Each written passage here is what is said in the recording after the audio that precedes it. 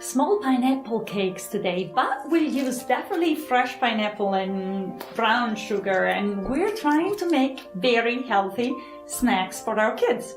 So, we clean a pineapple. If you don't know how to do it, I will just show it very quickly. Cutting board and this kind of knife.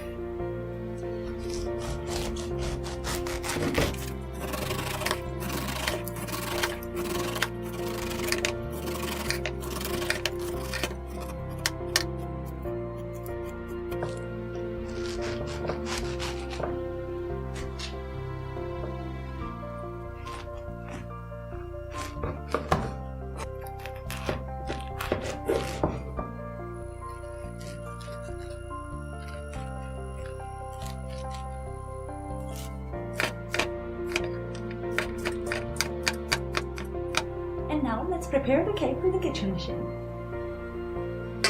And 60 grams of cane sugar. Let's add 1 full egg.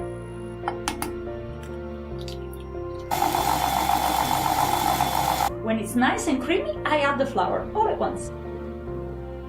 Half a teaspoon of baking powder.